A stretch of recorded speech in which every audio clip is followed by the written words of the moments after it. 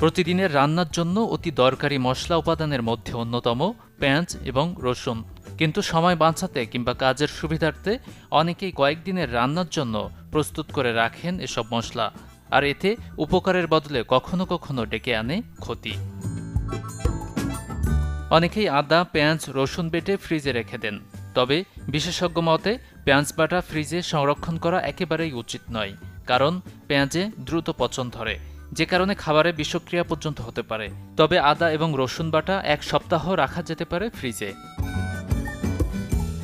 স্বজন CPVC pipe বাংলাদেশের 1 নম্বর NSF certified CPVC brand.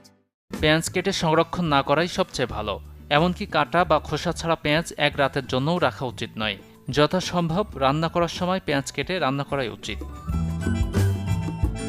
রসুন, পেঁয়াজ ইত্যাদি জিনিস অনেকক্ষণ ফ্রিজে রাখলে ঠান্ডার কারণে তার মধ্যে নানা রাসায়নিক পরিবর্তন ঘটে, স্বাদও বদলে যায়।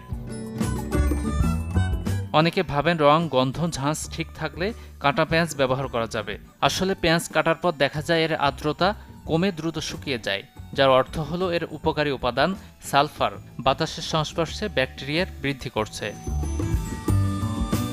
একইভাবে রসুন কেটে দীর্ঘ সময় পর ব্যবহার করা উচিত নয়।